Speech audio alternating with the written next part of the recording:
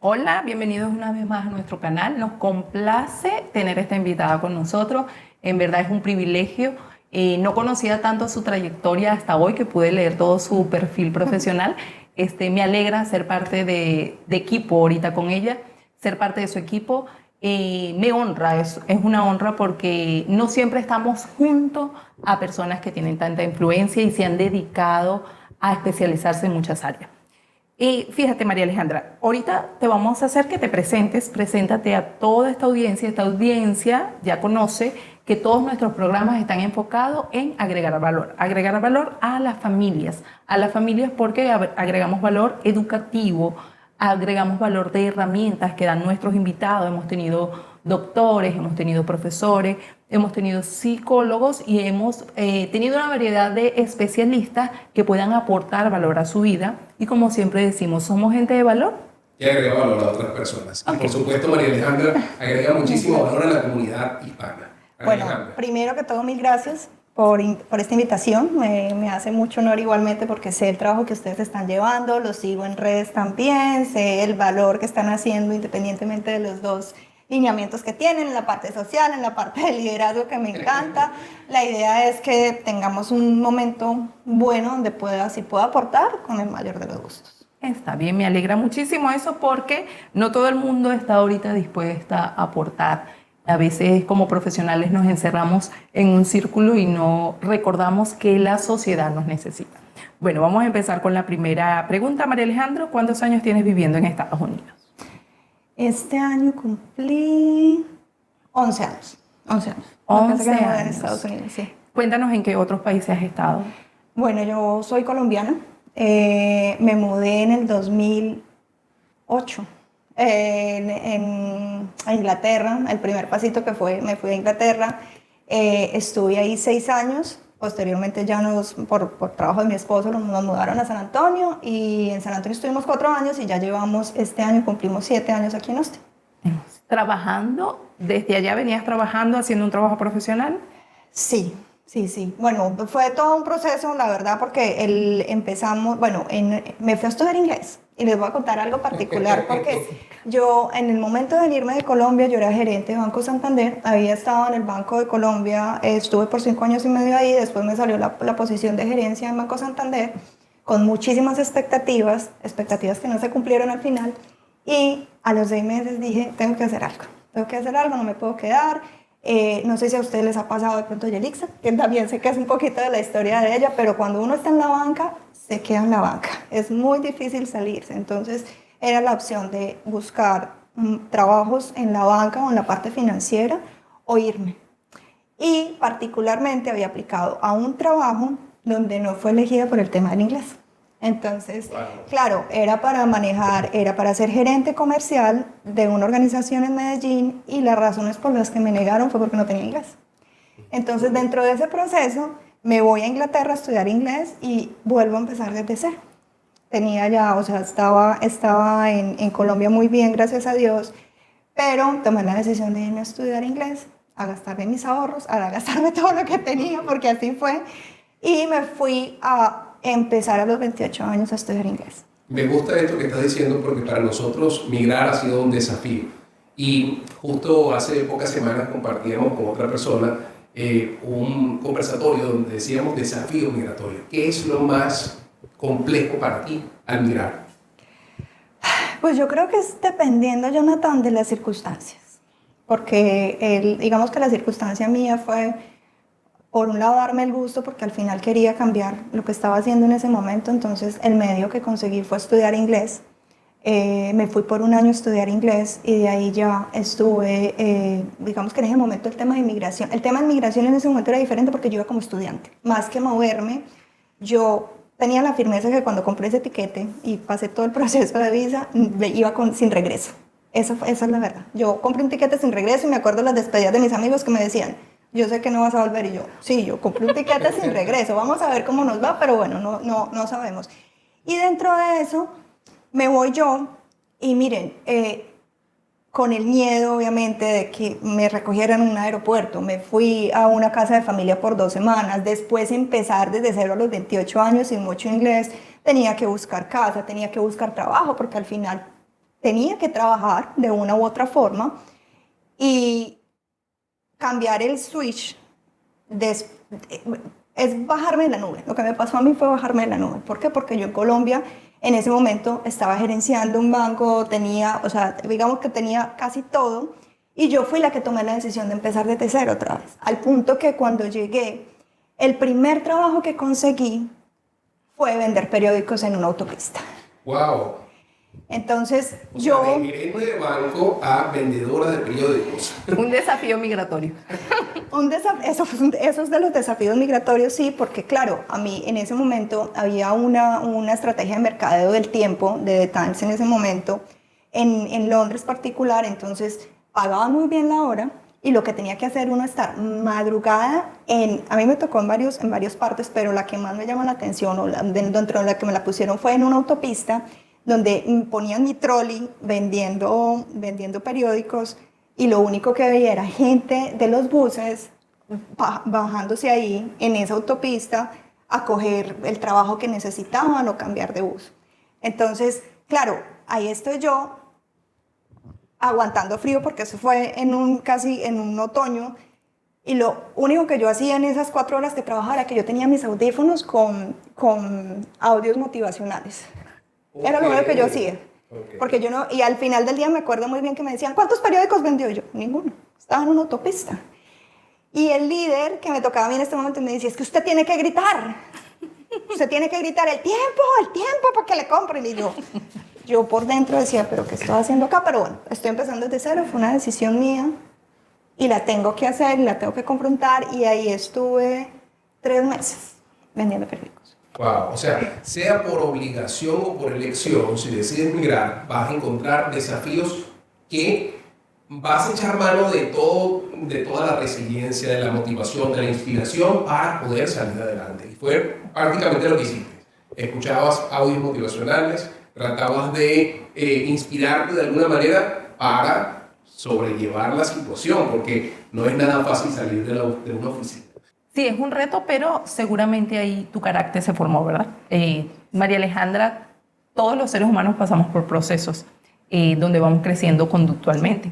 Entonces yo me imagino en ese proceso tú dijiste, bueno, tú decidiste, tú misma lo dices voluntariamente, pero esa voluntad que tuviste para hacer eso trajo mucho en sí dolor, porque vieron muchos cambios bruscos.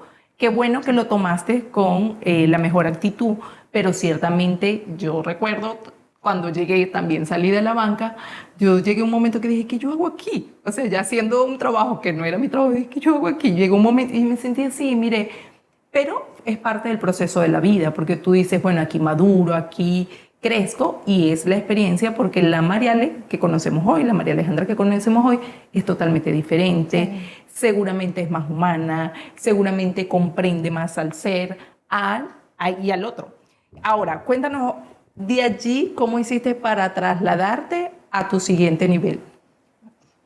Bueno, la personalidad mía, porque al final yo creo que muchas cosas son personalidades que yo me lanzo, donde sea. Entonces, dentro del proceso de que tenía que buscar casa, me fui a una agencia en Londres a conseguir casa, a buscar casa, porque pues me tenía que mudar, y resulta que era una agencia de estudiantes. Entonces, claro, muy atrevida yo, fui varias veces hasta que le dije a la dueña del negocio en ese momento, yo le dije, mira, yo tengo esta experiencia, yo te puedo ayudar en los procesos, yo te puedo ayudar en las cosas que necesites, y le mostré un plan a ella diciéndole, venga, ustedes tienen muchas cosas, esto está genial, pero para poder evolucionar yo pienso que se puede hacer esto y esto, lo que ella aceptó, y en ese momento me volví la asistente de esa agencia.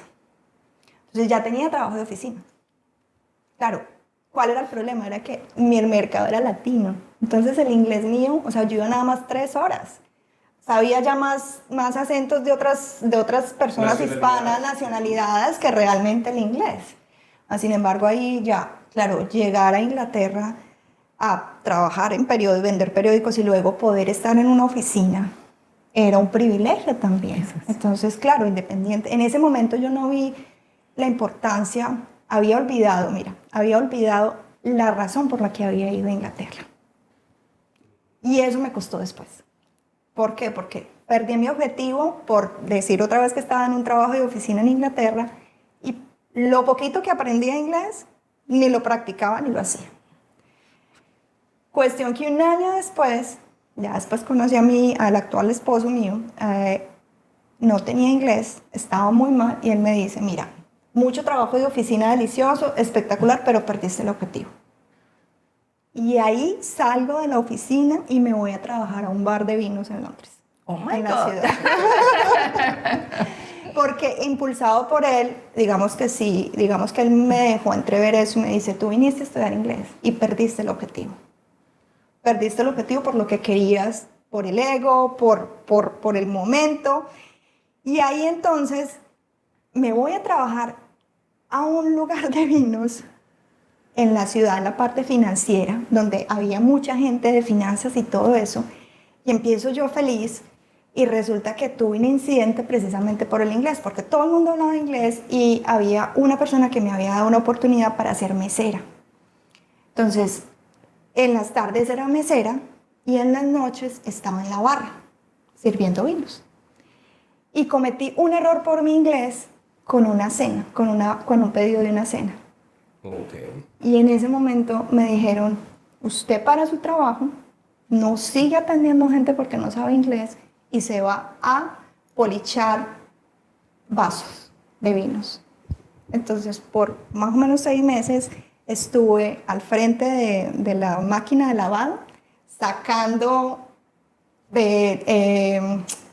vasos de vino, y como era un bar de vinos, tenía que limpiarlos, policharlos, lo que se dicen, para que lucieran bien y colocarlos todo el tiempo para que la gente sirviera vinos. Y ahí estuve hasta que también, cosas buenas de la inmigración, me cogió cariño una niña romana, Ana, nunca se me olvida.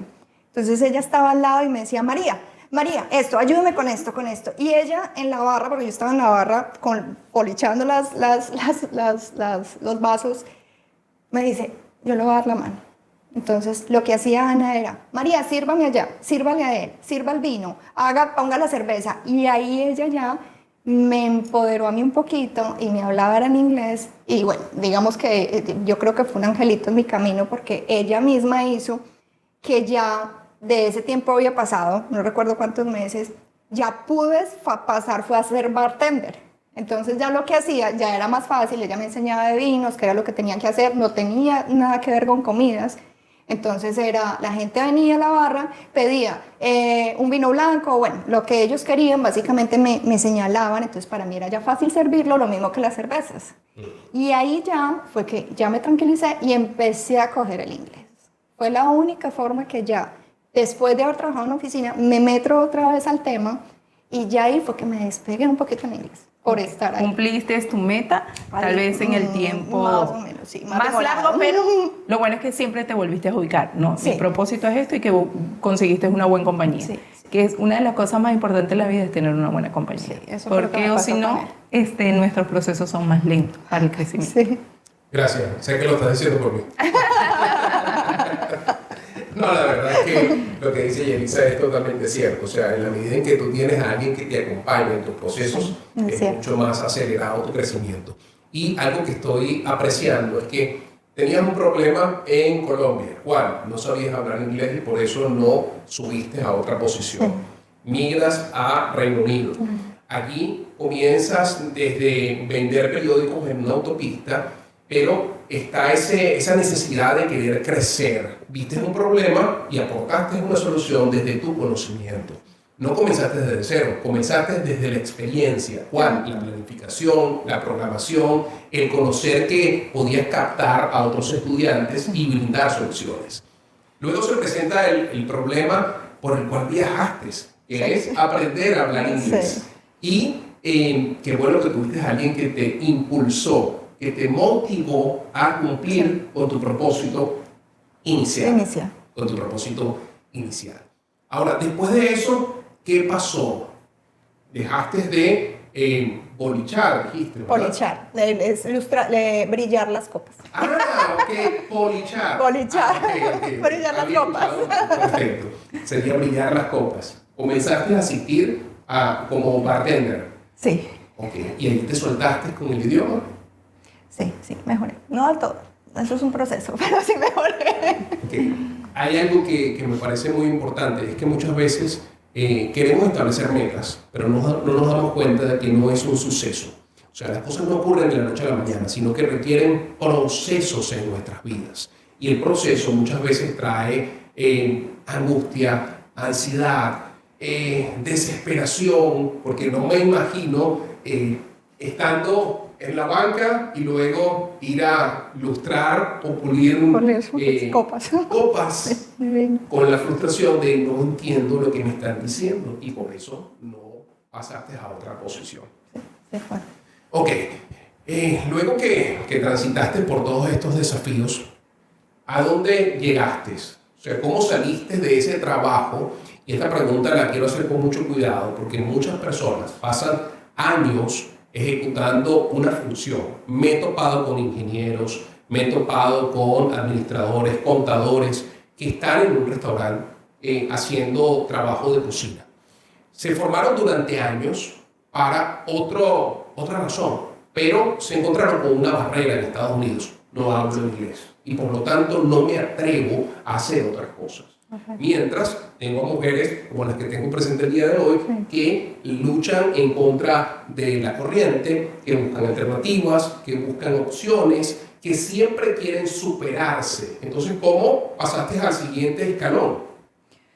Bueno, de ahí el tema inmigratorio, se me había vencido la visa y ya tenía que tomar la maestría para poder continuar. Entonces, digamos que en ese momento la forma de poder seguir era aplicar a la maestría, pasar el curso de inglés, pasar todo el proceso y ya poder estar en la parte con visa, con un tema de permiso para para estar allá. Ok, te regularizaste desde el punto de vista migratorio para poder permanecer en el Reino Unido. Y lo hiciste a través de una visa de estudiante con una maestría. Exactamente. Magnífico. Entonces, Ok, de allí te trasladas a Estados Unidos. Bueno, de ahí, del bar me caso en Inglaterra. Yo conocí a mi esposo, es colombiano, lo conocí allá. De ahí yo me caso, él empieza su carrera profesional en Inglaterra en una empresa de tecnología. Y pasó algo particular que se los comparto y es que él ya estaba en su proceso profesional en Inglaterra y yo estaba miércoles, jueves y viernes llegando tardísimo porque yo trabajaba en un bar en la noche. Entonces ahí ya yo fui la que tomé la decisión y le dije, mira, con todo el respeto, voy a tomar la decisión. Bueno, en ese medio proceso cuando estaba en el bar me llamaba mucha gente que me conocía a que los asesorara con temas de estudios. Y yo empecé a asesorar personas que decían, venga, necesito una asesoría, necesito que me ayude a aplicar a la universidad, aplicar a visas. Y yo lo que hice fue empezar a estudiar mucho de inmigración para todos los estudiantes que se tenía, ahí viene la parte social, de inmigración. Hay mucha gente que me decía, María Alejandra, es que yo me quiero quedar, pero no sé cómo quedarme. Ok, a través de una maestría, a través de un curso de inglés, yo te soporto con las opciones, te hago la asesoría y te ayudo en el tema inmigratorio. Okay. Entonces me volví muy fuerte, empecé a estudiar muy fuerte el tema de inmigración y empecé a asesorar hasta que un día, igual, tomé la decisión de mandar un correo electrónico a un colegio a decirle que me dieran convenio. Entonces recuerdo muy bien que mandé un correo redactado a una persona, les digo yo, usted me puede dar, mire, yo soy María Alejandra Giraldo, soy asesora de visas y mando muchos estudiantes a diferentes colegios, pero no tengo convenios.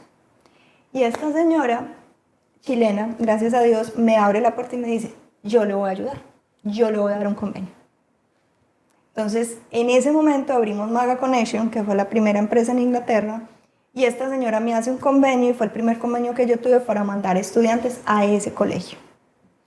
Posteriormente, creo completamente en Dios y en Los Ángeles, posteriormente ya se mueve a una universidad y me abre las puertas de la universidad y me dice, usted, me gusta su trabajo, sé cómo lo está haciendo, le invito a hacer convenio con la universidad. Y esta persona, a la que valoro muchísimo hoy día, me abre la puerta y me dice un día, me voy a reunir contigo y quiero que empieces a viajar. Empieces a viajar a Colombia, a Venezuela, a México, como representante de la universidad. ¿Qué tengo que hacer? Me dice, yo no te puedo pagar los tiquetes, no te puedo pagar nada, pero lo que sí te puedo asegurar es que vas a estar en una feria de universidades donde todos los estudiantes que lleguen van a ser tuyos. Y así reclutamos para la universidad. Y entonces así fue que empecé, ya cada vez que había expo universidades, eurouniversidades, ella me mandaba como representante de la universidad porque ella no podía estar, y ya empecé yo con Maga Connection a tener más estudiantes y ella abrirme, porque ya tenía una referencia, y ella ya me empezó a abrir las puertas de más universidades hasta que ya llegamos a 120, más o menos convenios llegamos a tener. Hubo un momento en que llegué a estar en Colombia con 4 universidades representando todas de Inglaterra. Oh, wow. Pero fue por ese angelito y también por atrevida, porque yo dije, bueno, lo peor que puede pasar es que me diga que no. Entonces, si me dicen que no, ya. Entonces tenía el mismo, recuerdo muy bien que tenía el mismo formato, como ya tenía referencias, una persona me decía, María Alejandra, me gustó tal universidad, y mandaba yo mi correo electrónico, me pueden dar convenio, ya tengo referencias, ya llevo trabajando en esto, y así fue que fui creciendo ya como independiente. Pero en ese mismo momento fue que, claro, mi esposo está trabajando, y yo ya estoy cansada también de los 3 días llegando tarde, ya ni siquiera nos podíamos ver, y le dije yo a él, no, déjame, cree en mí, yo sigo con la empresa, yo sé que no va a ser fácil al principio, pero cree en la empresa y más bien yo me dedico completamente a la empresa, tú sigues trabajando y empezamos a salir adelante con eso. Cuéntanos, ¿y ahora sí llegaste a Estados Unidos? ¿Llegaste aquí? Sí, después de ese proceso de empezar con la empresa, le sale el trabajo a mi esposo y bueno, tomamos la decisión de movernos, sabiendo que venía la empresa en crecimiento, que íbamos a tener de pronto una estabilidad o una bajada completamente, pero decidí apoyarlo porque ya era su momento también. Un nuevo salto de fe. Sí, Pasas así es. de Colombia, Reino Unido, Estados San Unidos. Antonio, sí. Y definitivamente cada vez que te mudas de un lugar a otro es un desafío y es un salto al vacío. Porque no sabes si te va a ir bien o no. Pero tú tienes la esperanza de que todo va a salir bien, pero bien cierto que puede ocurrir que el negocio no funcione, que la empresa que me contrató no cumpla con mis expectativas, que el lugar no sea de mi agrado. O sea, pueden pasar muchas cosas. Tú decidiste enfocarte en lo bueno. Sí, y como siempre, Jonathan, una subida y una bajada, porque recuerdo que venimos a San Antonio y San Antonio hace 11 años no es la mitad de lo que es hoy en día. O sea, realmente todavía era una ciudad muy pequeña, sin muchos sitios. Yo vengo de Londres, donde básicamente todo era en tren, me podía manejar yo sola, a una ciudad donde necesitas carro para moverte, Sí. donde pues mi esposo llega y al otro día empezó a trabajar, entonces quedes en la casa todo el día, no tienes carro, y entonces de 8 a 6 de la tarde que él llegaba a la casa, y me levantaba temprano porque tenía todavía trabajo en Inglaterra por el tema de diferencia horaria, y muy positiva siempre como en Dios, yo sé que vamos a estar apoyando a esto, pero igual, no llorando, pero sí, ¿qué cambio hicimos? Ahí sí me pregunto, o sea, venimos de Londres, donde todo es, donde ya nos habíamos acostumbrado, donde yo era yo, no tenía que depender de un carro, no tenía que depender de nada, una ciudad pequeña, donde todo ya estaba, pues pequeña no es, pero todo estaba en línea, yo todo el día en la casa, solamente el fin de semana con él, hablando con él. Entonces, ¿qué hago? Porque ni bicicleta podía hacer, o sea, no tenía nada, mano cruzadas, a reevaluarme, a ser otra vez que me invento, qué es lo que tengo que hacer, porque esto es un periodo complicado. Cuando conocíamos gente y ya él con la gente de la oficina y todo dicen ¿qué piensas? Yo me quedaba callada porque pues venía de Inglaterra, de todo diferente a un sitio completamente nuevo. La transición me duró 6 meses. 6 meses de adaptación, 6 meses donde todo era familiar, donde pues restaurantes sí habían, pero un cambio completamente de comida, de cultura, de entrar a un nuevo ambiente completamente diferente. Y ahí recuerdo muy bien que salimos alguna vez con los compañeros de ella, una americana que hoy respeto también mucho, me dice, María, ya no estás en Londres, estás en San Antonio. O sea que ya es hora de que te acostumbres a esto. Ok, eso que estás mencionando es muy importante porque a veces nos quedamos enganchados, anclados a los lugares en donde estuvimos. De hecho, por naturaleza el ser humano quiere estar en una zona de comodidad. Entonces, mientras más cómodo estés, más quieres permanecer en ese lugar, porque lo incómodo no nos gusta. Definitivamente queremos lo que es confortable para nuestras vidas. Cuando nos movemos, estamos saliendo de nuestra zona de confort y estamos entrando en un espacio desconocido. O sea, esto parece trágico, sí, pero realmente estamos cierto. entrando en un espacio totalmente desconocido para nuestras vidas. 6 meses yo considero que es poco tiempo, pero a veces las circunstancias te empujan a que debes adaptarte. ¿No es así? Sí, claro, es un proceso de duelo, porque ya venía una profesional que ya creció otra vez, comencé a vender periódicos, ya me hago, tengo todo, como decir, todo bajo control, mentalmente, financieramente. Entonces, ¿ahora qué hago aquí? Ciertamente, gracias a Dios que siempre han tenido una visión de familia. Entonces, tener visión de familia es ponerle más peso a, ahora, muy bien la palabra que dijiste, ahora le toca a él. Eso es tener claridad de lo que es un esposo y una esposa, y eso es fundamental para estar bien. Un trabajo en equipo. Un trabajo en equipo. Entonces, aceptaste eso, pero igual tenías el duelo, el momento de transición, el quedarte en la casa. Ahora, ¿qué hago? Después que estabas muy ocupada, hay una lucha mental muy fuerte porque tu ser está siendo tocado. Entonces, de allí dices que esta americana te impulsa y dices y te ubicas. Sí, estoy aquí en Austin, Texas. Perdón, en San Antonio, Texas. En San Antonio, San y luego Antonio. se mueve Otra a vez. Austin, Texas.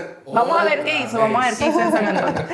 No, en San Antonio esta mujer me dice, y la verdad ese día fue como que hizo un cambio en mi cabeza, porque al final pues es que no estás más allá, o sea, tienes que vivir acá. Entonces, a cogerle amor a la ciudad, a ir a sitios diferentes. Dios mandó las personas en su momento, en ese momento la esposa de un compañero de mi esposo, una mujer increíble, me abrió un camino a un grupo de mujeres grandes que eran esposas, eran las esposas de los compañeros diferentes de mi esposo. Entonces, claro, yo llego ahí, conecto, y fue buenísimo porque todas hablan inglés, entonces me obligan a mí a hablar inglés ya diferente. Y aparte de eso ya tenían planes. Entonces, claro, yo ya no estoy en ese encierro completo, sino que ya tenemos planes. Hay algunas que tienen familias, otras que no tienen familias. Entonces, me cambia ya la mentalidad que ya estoy acá. Y digamos que de una u otra forma yo creo que Dios o energéticamente uno dice, bueno, si ya cambió, todo le empieza a llegar a uno. Y ahí fue que ya le llegó. Entonces, empezamos ya el nuevo camino con este grupo, ya grupos de parejas. Entonces, claro, ya no era los 6 meses donde estaba yo con mi esposo, con unos poquitos amigos, ya. Entonces, venga, vamos a hacer planes, vamos a hacer algo diferente, vamos a conocer algo diferente, y ya cambió todo el sentimiento que se tenía. Y sí, era el momento de pasar la página de Londres y decir, acá seguimos. Mira, no te moviste del punto A al punto B, sino que te moviste del punto A a la transformación personal. Sí. Es decir, al reencuentro contigo misma, al sentirte Una vez bien. más. Una vez más. Una vez más. Correcto. Sí. Y pienso que a veces no es necesario salir de tu país para poder hacer un cambio de mentalidad. Sí. Eso no necesariamente tiene que ocurrir así. Pero cuando las circunstancias te obligan, definitivamente tienes que cambiar el switch, hacer el cambio de memoria para poder avanzar. Otra cosa que me llama la atención de lo que acabas de decir es cuando socialicé, cuando compartí con otros, eso te dio vida otra vez. Sí. Entonces, la importancia de las relaciones interpersonales. Yo Sí, creo cierto. que eso es fundamental para vivir. Sí. Eso de que hay mucha gente exitosa viviendo solo en un apartamento, hasta terminan quitándose la vida. Entonces, ¿por qué? Sí, Es que es a cierto. veces puede parecer Somos algo... seres sociables. Sí, somos seres sociables. Para Naturaleza. crecer necesitamos estar en sociedad, saber que todos somos diferentes, respetarnos, pero saber que puedo encontrar algo en ti, que puedo encontrar algo en Jonathan, que puedo encontrar algo en un tercero. ¿Por qué? Porque eso es la vida. Yo en estos días, compartiendo un cumpleaños de una persona muy, muy querida, puse una foto en donde compartía con esa persona y decía, la vida, relaciones interpersonales. Sí. Hoy conocemos un grupo, aquí nos edificamos, crecemos, pero eso nos inspira. Y que bueno, cuéntame qué te inspiró esa relación en cuanto dices, vinieron proyectos, vinieron cosas, ideas nuevas. Antes de que contestes esa pregunta, fue una palabra puntual la que te movió. Fíjate, estoy tratando de recordar las cosas que has mencionado. Te encontraste con una chica romana que te dijo, yo te voy siempre a ayudar. angelitos, sí. O sea, siempre hay una persona que te da una palabra de aliento, y a veces desestimamos Las palabras que estamos diciéndole a la persona que está a nuestro lado pueden transformar su entorno, pueden transformar su vida. A veces un simple lo estás haciendo bien, María Ángel, muy bien, Yelixa, continúa adelante. Jonathan, sigue por ese camino. A veces una palabra de aliento puede transformar tu entorno. Perdona la interrupción, No, está completamente de acuerdo con eso.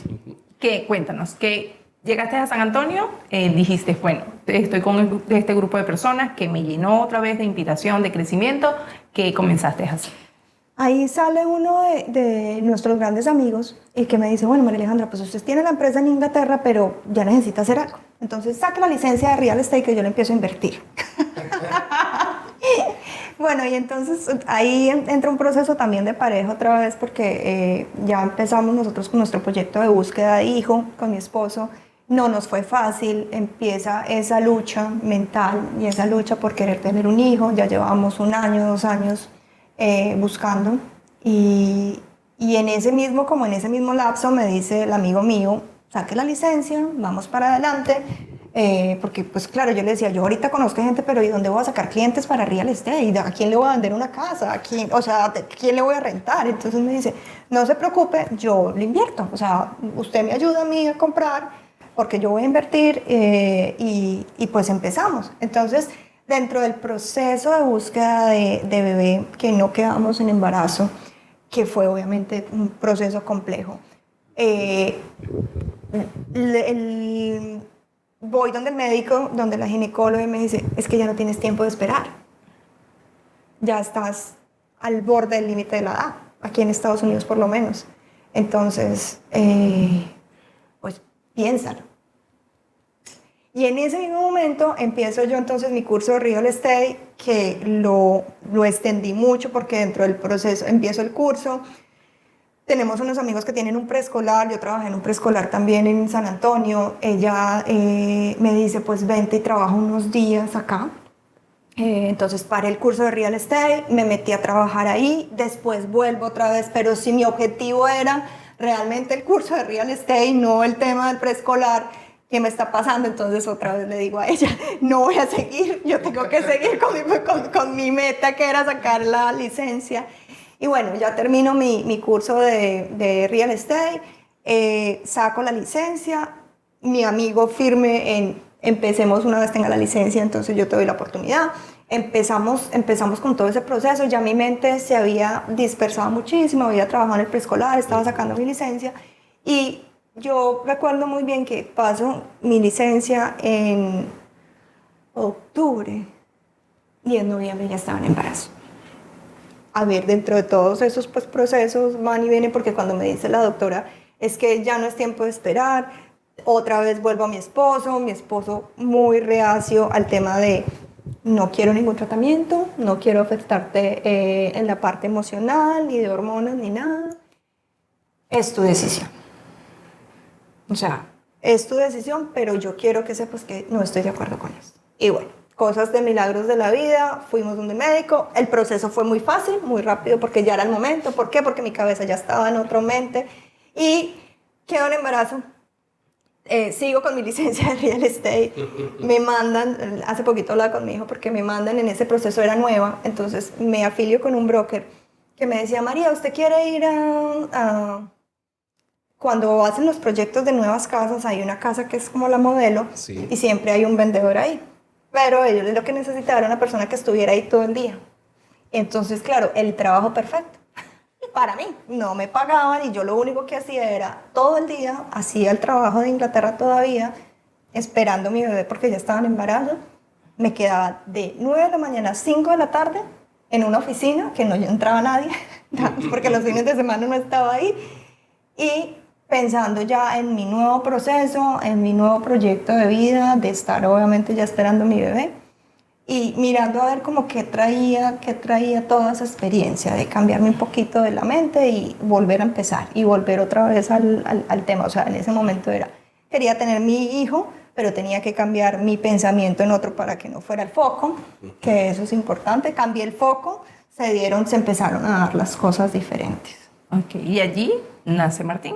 Y ahí nace Martín, exactamente, y ahí nace Martín en un proceso ya de, miren, 9 meses yendo pues a este lugar donde iba, pero con cuidado completamente. Ahí yo me alejé de todo el mundo. Me alejé, o sea, yo nada más vivía por ese embarazo.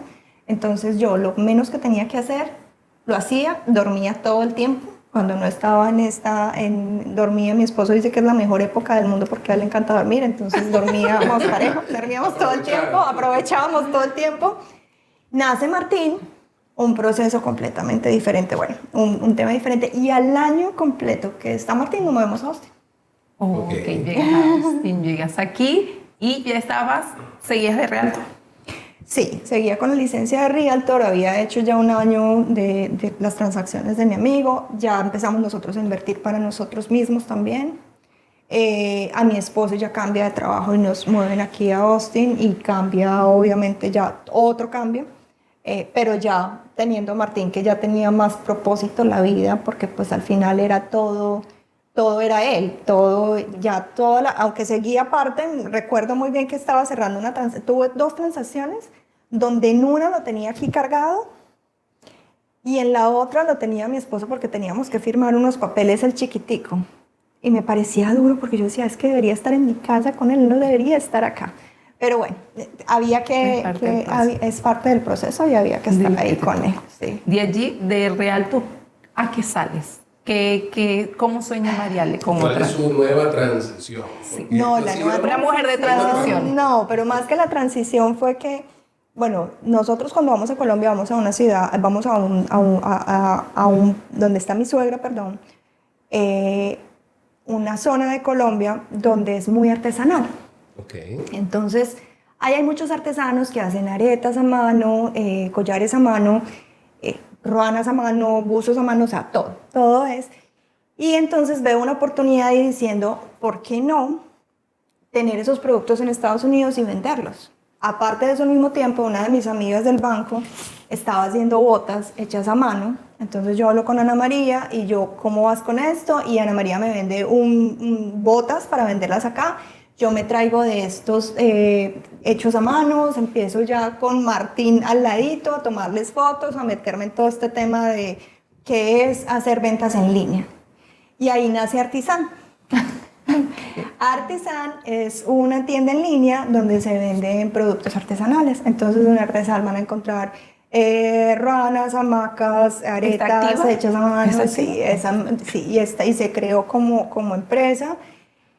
Digamos que en línea toma mucho tiempo porque es un mundo completamente diferente, hay que estar todo el tiempo en vivo, hay que hacer muchas cosas que en ese momento al principio yo lo vi realmente fácil, como una oportunidad porque al final vuelve el tema social, estamos ayudando a artesanos de Colombia que son de pueblos en la mitad de la nada, que ellos mismos hacen sus cosas, yo les compro sus cosas, las traigo, las pongo acá y era una muy buena oportunidad, sin embargo en ese mismo momento, en el transcurso me doy cuenta que para ser exitoso en online tienes que estar todo el tiempo al frente de una cámara, hacer, publicar, postear, usar palabras, un montón del mundo completamente diferente. Un mundo actual. Un mundo actual donde no tenía el tiempo para poderlo hacer. Entonces, claro, mercancía todavía tengo. La empresa estuvo hasta hace poquito en línea, el shop con Shopify estuvo hasta hace poquito en línea, ya decidí bajarlo porque realmente entre estar pendiente de lo que se manda, tuve momentos muy buenos de ventas, que me llegaban ventas en línea, pero también como es un proceso de venta en línea, entonces empacar, llevar, devolver, son otro proceso mucho más que había que adicionar. El proceso logístico, proceso logístico, de venta, exactamente. compra, el proceso de creación de contenido. Todo eso. Cada negocio es diferente, pero lo que me llama la atención es que nunca te has detenido, siempre has buscado alternativas. Sí, Entonces, la mujer de las transiciones. ¿Cuándo comienzas el proyecto en el que hoy estás desarrollando parte de tus potencialidades, que es Escoda? Con Martín, yo creo que eso se lo debo a Martín. Después de tener a Martín, de tenerlo sano, yo me dediqué a él completamente y empieza el proceso de búsqueda de colegio o de preescolar, porque ya mi esposo me dice, no puedes estar más con él en la casa. Yo sé que tú quieres quedarte con él, pero él necesita socialización, él necesita un preescolar, él necesita estructura, él necesita muchas cosas. Empiezo yo a buscar ya ahí aquí en Austin, fui a muchos sitios a preguntar, al final lo llevamos a un preescolar que para mí era el ideal, tenía gimnasio, era un espacio muy grande, perfecto, juegos, muchas cosas chéveres para él. Pero claro, primero estaba muy apegado a mí y segundo, el sitio cada vez que íbamos 3 veces a la semana, lloraba. Y lloraba y lloraba, entonces claro, sentimiento de mamá, aquí hay algo que no anda bien. Y pues instinto, ¿qué pasaba? Al final, como mamá gallina lo llamo yo, fui y mientras me despedía de él, vi que una de las maestras no estaba cogiendo bien a un niño y llamé a mismo a mi esposo y le dije, mira, acabo de ver esto, no me gusta. Entonces me dice, sácalo de una vez, no te preocupes. Me apoyó y a la semana siguiente, sin saber de lo que venía en el mundo, llegamos a pandemia. Entonces, claro, llegamos a pandemia, ya lo habíamos sacado, él estaba conmigo y no había ningún problema, pero en ese momento teníamos un grupo de amigos a lo que decidimos 3 familias contratar una maestra que viniera a ellos a darle clases a ellos en mi casa, que tuviera un programa y que viniera a ellos, por lo menos les estuviera dando estructura, clases y así fue que empezamos en la casa. Entonces, claro, era carga porque había que limpiar, había que estar bien. Compramos una mesita con las sillas, digamos que tratamos de ponerlo muy ameno para ellos. Esta maestra muy buena nos enseñó muchísimo de educación, todo eso. Y así fue evolucionando poco a poco en el tiempo de que ya teníamos 3, 4, 5, 6, 7 niños en la sala de mi casa. Mi esposo estaba trabajando en ese momento desde la casa, él escuchaba niños todo el tiempo. Me apoyó. Pero llegó un momento en que él ya me dijo, María Alejandra, ya tienes un negocio. Claro. Tienes 2 niños, entonces ya es hora de salir. Eso fue lo que me dijo. Entonces, claro, empieza otro proceso de aprender cómo se saca una licencia, cuáles son las regulaciones de acá, qué es lo que se necesita. Un proceso completamente nuevo, no lo tenía en la cabeza. Y primero cómo se aplica la licencia, qué es lo que se necesita. Estudiar y estudiar mucho tiempo eso para poder sacarlo exitoso. Ya de ahí como realtor entonces me fue fácil conseguir la propiedad y ahí fue que ya empezamos, arreglamos el sitio, pedimos la licencia, nos fue muy bien en ese momento y así fue que nosotros empezamos con Escola en un lugar pequeño. ¿Qué es Escola? Escola, yo lo llamo el Colegio de Dios. Qué lindo.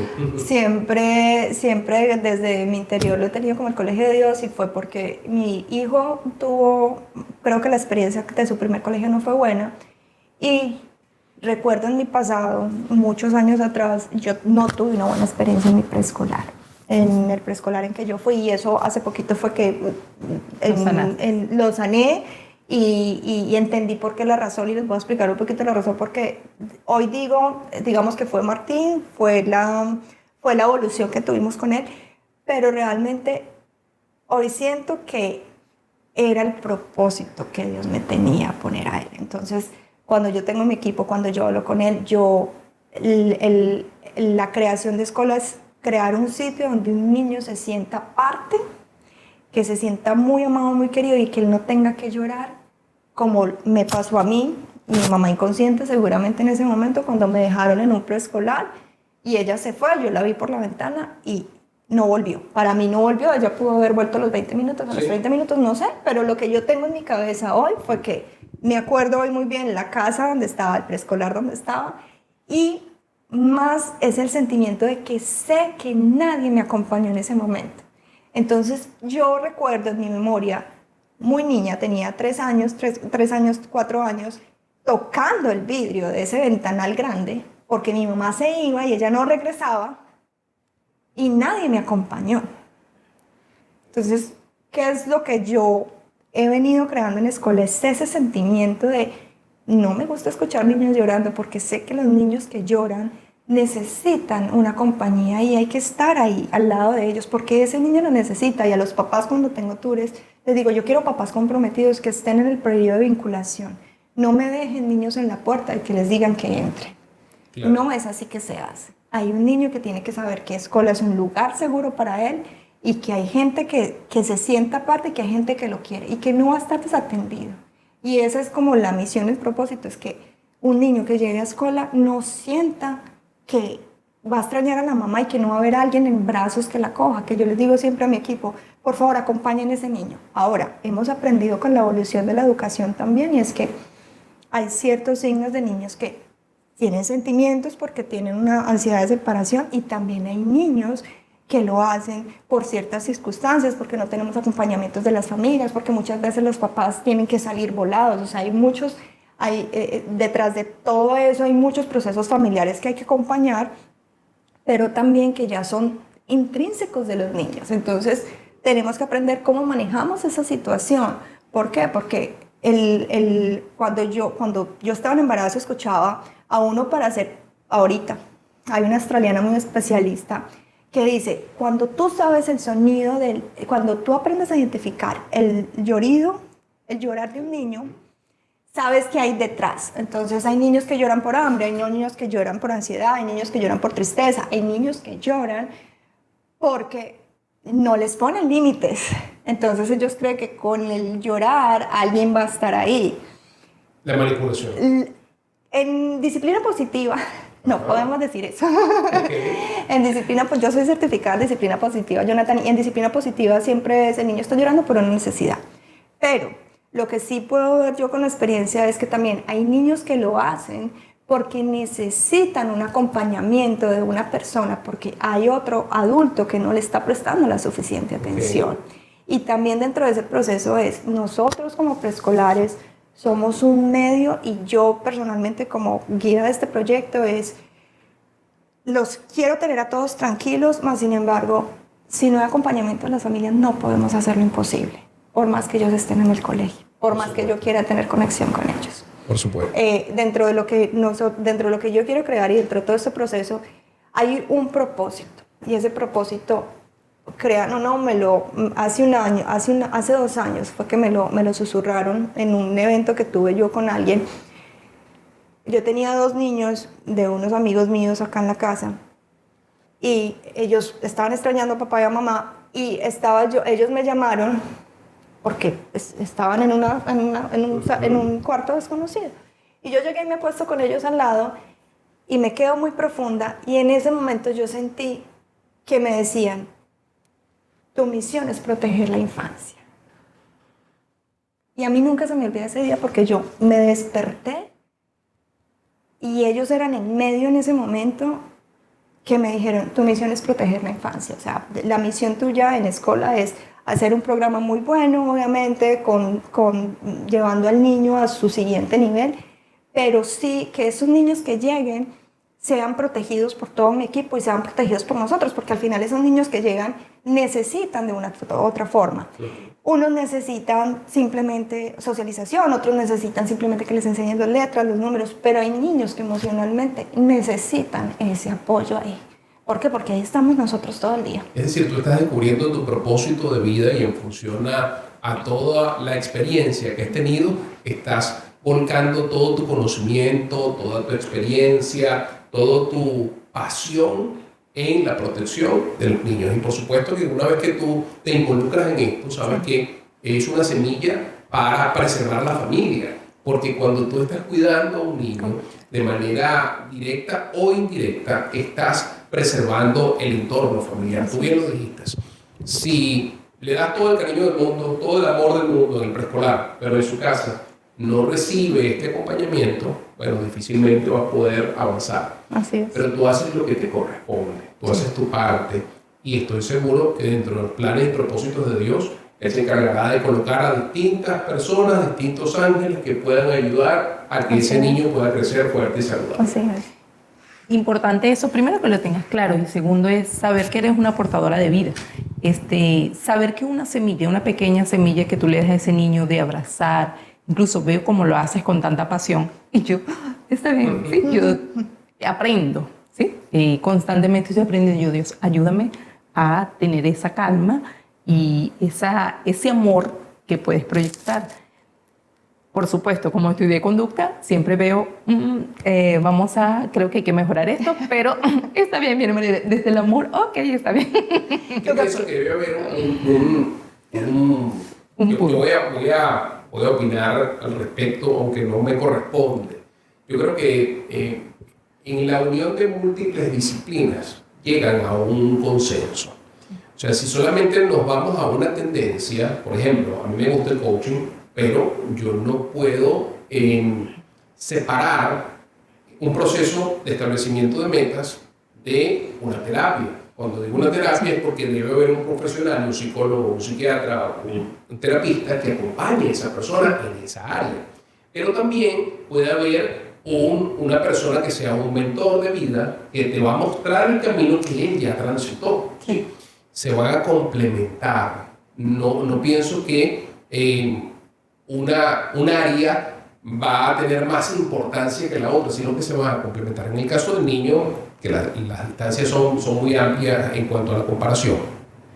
Tú mencionas la parte positiva, pero hay una parte conductual que también debe ser estudiada. Hay una parte educativa que también puede contribuir. Hay una parte incluso espiritual que es necesaria. Y energética, correctamente. En el niño, en el individuo, para que pueda crecer como un adulto funcional. Cada uno desde su aporte, desde su conocimiento, va a contribuir con una semilla para que pueda fructificar ese niño y para que finalmente podamos cosechar adultos medianamente responsables. Cuando digo medianamente responsables es porque en la actualidad hay muchas personas que no quieren asumir responsabilidad por sus vidas, sino que empiezan a culpar a mamá, a papá, al abuelo, al tío, a la sociedad, a la migración, a todo, y no asumen responsabilidad por sus vidas y por lo tanto no crecen. ¿Sí? Lo que pasa es que hay, Jonathan, hay mucha información y ahorita nosotros tenemos mucha información, pero cuando uno estudia el cerebro, resulta que el cerebro del niño o el cerebro del humano se desarrolla, ahorita hay estudios que dicen que solo se desarrolla hasta los 27 años. Está entre los 24 y los 27. Yo estoy en pleno desarrollo. No, yo no me desarrollo. Porque el cerebro del niño viene, y eso hay mucha información, se desarrolla de atrás para adelante. Entonces, claro, ellos no tienen esta corteza prefrontal desarrollada. Entonces, claro, cuando uno está en el tema de comportamiento, porque hay una cosa y es que son nuestras creencias y a lo que nosotros nos dijeron desde chiquitos es que el niño tiene que estar comportado, el niño tiene que hacer, el niño tiene que obedecer, pero es que resulta que este niño no tiene un cerebro desarrollado. Entonces, muchas veces los adultos cometemos un error muy grande. Yo personalmente lo hago con mi hijo todavía, que siempre regreso a la base. ¿Y es por qué? Porque yo lo veo ahorita, tiene 8 años y yo le digo, pero eso es lógico, pero ¿cómo se te ocurre? Pues es que no es que se te ocurra, es que no tiene el desarrollo para poder conectar todo eso y mirar la lógica de lo que hay. Su cerebro no está desarrollado. Entonces, es decir, estás haciendo un prejuicio de acuerdo a lo que ya tú has desarrollado y el conocimiento que tienes y no al proceso de formación que tiene el niño en esa etapa. Exactamente. Okay. Y ahí hay algo muy importante y ahí es donde el colegio nosotros tenemos metodologías progresistas y la educación tradicional. Digamos que de alguna forma yo voy con el tema de la educación tradicional un poco en contra, porque la educación tradicional fue la que nosotros recibimos. Sí. Desde que estábamos, recuerdo yo en kinder, que al segundo día de estar en el kinder me quebré la mano por tirarme de un resbaladero y me acuerdo que la profesora era María Alejandra, manos arriba, y yo con la mano inyectada así, porque ella me decía que tenía que tener las manos arriba. Porque eso es educación tradicional. Tú tienes que hacer lo que nosotros decimos, tú tienes que hacer. Entonces, claro, todos esos prejuicios, paradigmas, es lo que nos meten a nosotros en la cabeza y hay que respetarlo. O sea, siempre lo tenemos y por eso muchas veces juzgamos a ese niño que uno dice, tiene 3 años, ¿y por qué se comporta así? Pero ojo, neuronas espejo que está viendo en su casa, que está viendo de sus amigos, ¿por qué lo estamos tratando? Muchas veces... Yo siempre les digo a los papás, los niños no son nada diferente de lo que no son en la casa o versus el colegio, ¿cierto? Cuando están mucho tiempo en el colegio. ¿Por qué? Porque ellos son esponjas absorbiendo todo el tiempo. Entonces, ¿cuál es la información que tienen? Ellos se comportan en base a eso. Ahora, ¿qué es lo que pasa? Que creemos que ellos tienen que responder con la madurez de un adulto y ellos no lo pueden hacer porque es que hay cosas que no tienen la capacidad, su cerebro todavía no está desarrollado. Entonces, claro, para nosotros internamente, porque eso fue lo que nos enseñaron papá y mamá, de decir, es que tiene que estar comportado, tiene que saludar, tiene que hacer, y yo les digo mucho, es muy complicado. El tiene, hay veces no tenemos. Es un deber, una imposición. Es una imposición donde el niño, en el tema progresista, en la metodología progresista, que lo que nosotros trabajamos, Waldorf, Reggio Emilia y Montessori, eso no es nuevo, eso tiene más de 100 años. Sí. Lo que pasa es que la gente se ha educado y la diferencia, y eso lo pueden ver ustedes, le muestran, ¿qué es lo que pasa? La educación tradicional es toda la gente que fue a la guerra, que le decían, tiene que hacer una fila, tiene que coger para allá, tiene que coger para allá. Todos tenían que estar sesgados en lo mismo. Llegan estas personas creadoras del tema progresista y le dicen, no, espere, esa persona que está en la línea tiene derecho a pensar y tiene derecho a decidir. ¿Y por qué no le cuestiona por qué va por esa línea y no por la otra línea? Es que lo está mencionando, era una época totalmente distinta. Estamos hablando de un tiempo de la Segunda Guerra Mundial, estamos hablando de épocas de crisis, de escasez, donde tenían que imponer en muchas ocasiones la autoridad para que las cosas pudiesen funcionar. O sea, había tanta escasez que tenías que seguir un patrón, y si alguien se salía de ese patrón, desestabilizaba el sistema. El sistema, correcto. Pero definitivamente hay momentos donde tenemos que desafiar el sistema y cambiar los paradigmas. Y creo que te has atrevido a cambiar parte de tu entorno. Ese cambio es producto de, primero, el propósito, y segundo, en la preparación, porque estás hablando de neurociencia, no estás hablando exclusivamente de positivismo, estás hablando de progreso educativo, perfecto, pero desde una visión interdisciplinaria o multidisciplinaria. No estás viendo solamente una arista, estás diciendo, es necesario que el niño pueda ver un ejemplo en casa, que desde mi perspectiva o mi sistema de creencias no es más que el papá y la mamá puedan dar el ejemplo, no solo ordenar, sino que desde su diario vivir puedan marcar una diferencia, y eso es parte de lo que te establece incluso las escrituras. Entonces, tú dices 100 años, yo me atrevo a decir cientos de años, porque las escrituras de igual manera te dicen que el papá y la mamá están dando el ejemplo a los hijos. Entonces, hay mucha, es muy interesante y hay mucha tela que cortar. Sí, muy interesante y ciertamente mucha tela que cortar, porque eso también se ha dañado, esa información, en el sentido de que al niño se le permite todo. Y tenemos niños que, en estos días pasaba un video de una niña que le dio por destrozar todo un supermercado. Entonces el papá se quedó así como, está bien, pero hay que acompañarla. Hay que acompañarla, hacerle ver, mira, estás haciendo. Y bueno, es un tema en verdad que lo vamos a tocar en otro conversatorio, ahí yo porque me gusta. No, y ahí hay un aporte y muy importante lo que tú dices, porque es que es el tema de la mala información. Sí. Cuando yo estuve haciendo la certificación de disciplina positiva, la instructora de nosotros es muy clara y dice, miren, la disciplina positiva no es más que límites con amor. No es más. O sea, esa es la desvirtualización de la información para muchos papás que creen que acompañar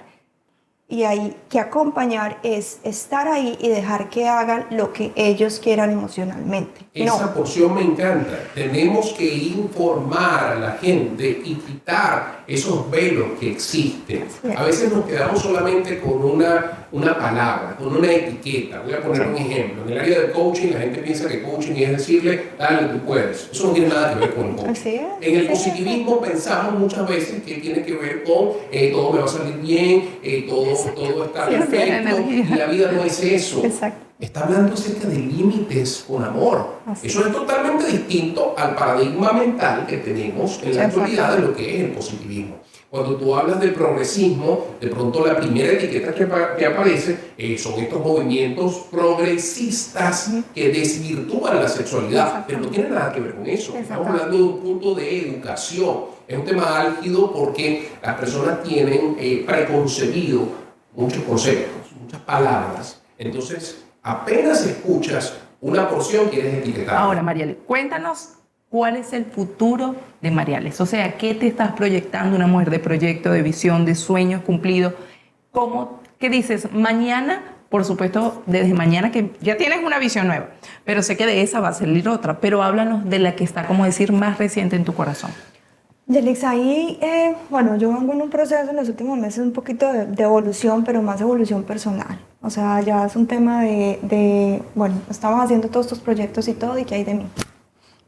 Una amiga mía me decía hace poquito que cumplía años y me dice, Mariale, es que llegamos a los 45 y me cambió la forma de ver. ¿Cómo así que te cambió la forma de ver la vida? Entonces me dice, sí, ahora quiero dedicarme más tiempo, o sea, irme más en retroinspección. Entonces, y eso es cierto porque al final es, ya sé cuál es mi propósito, ya sé qué es lo que quiero hacer. Hay muchas más cosas, digamos, que venideras, pero en toda esta parte de descubrimiento es cómo sigo trabajando en mi interior para poder seguir dando ese tipo de cosas. Yo tengo ahorita, digamos que mi esposo es uno que me dice, tú no paras. O sea, tú no paras. De los proyectos que les comentamos, habían muchos en el medio que pasaron, grupos de mujeres queriendo ayudar, no ser coach, pero sí, siempre me ha motivado mucho el tema de ayudar a los emprendedores, de que este proceso de emprendimiento que yo he tenido por los últimos 14 años, 15 años, se le pueda transmitir a la gente, porque emprender no es fácil.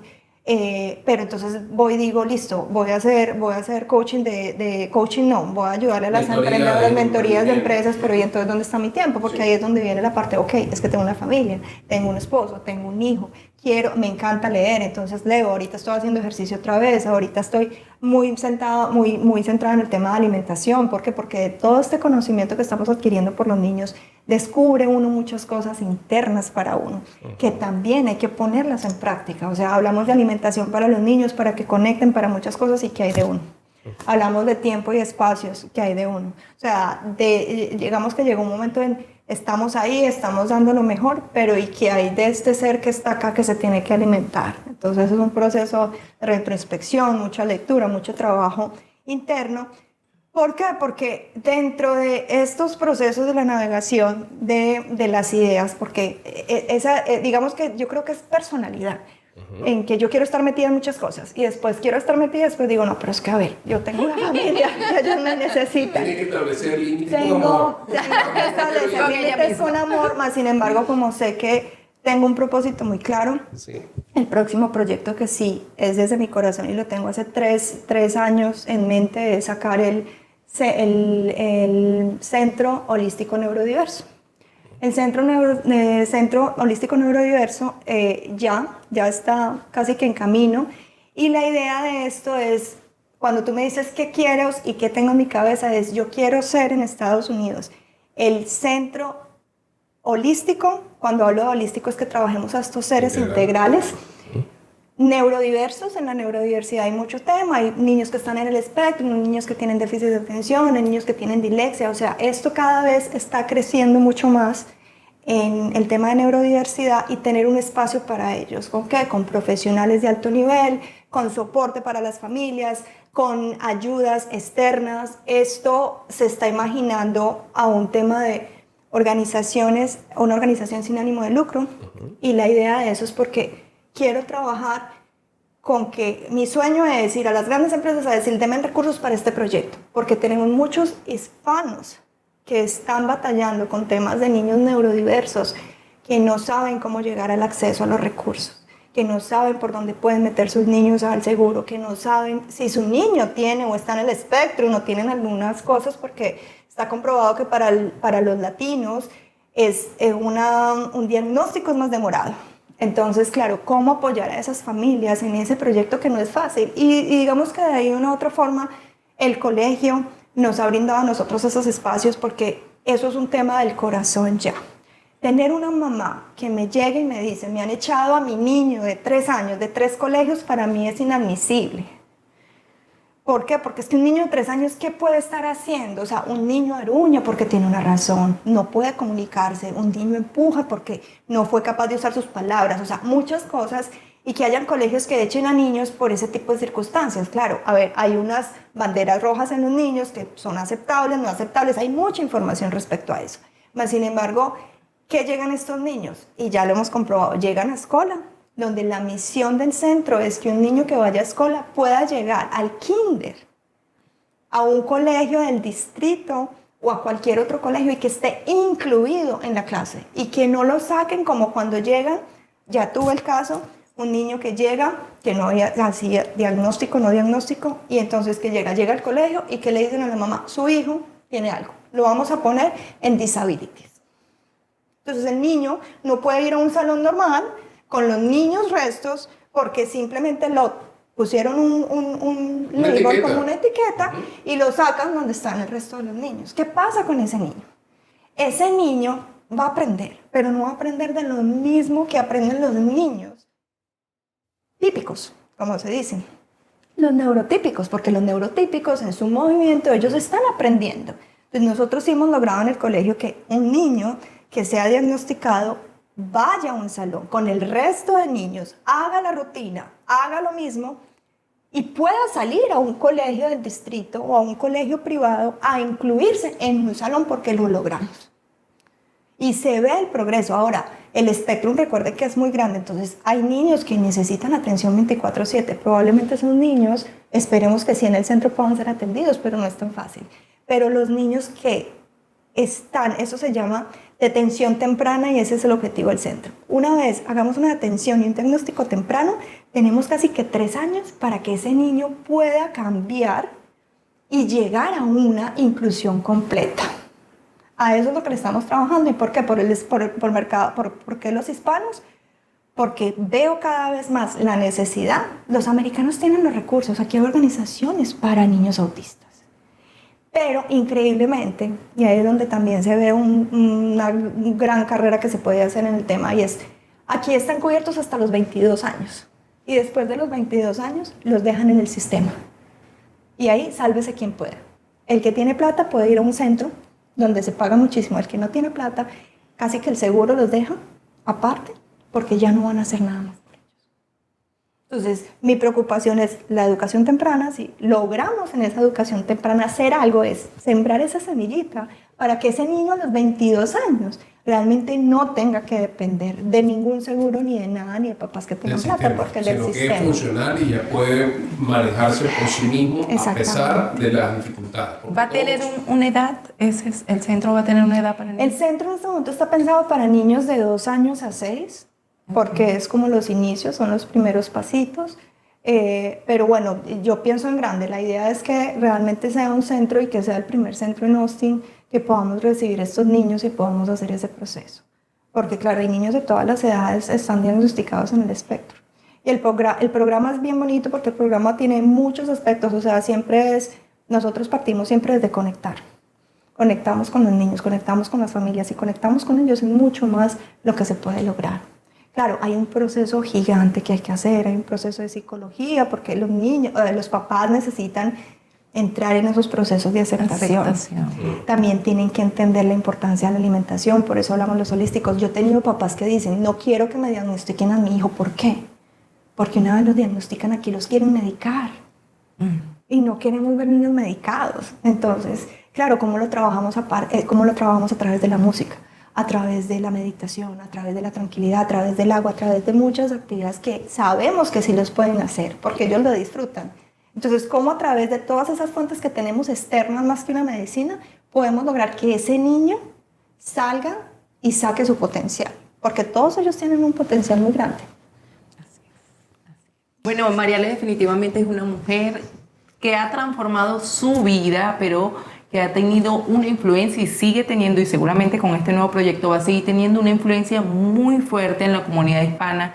Eso a mí me parece maravilloso que puedas hacerlo en la comunidad hispana, incluso en este tiempo donde tal vez los que hablamos español estamos siendo apartados, ¿sí?, de muchos lugares.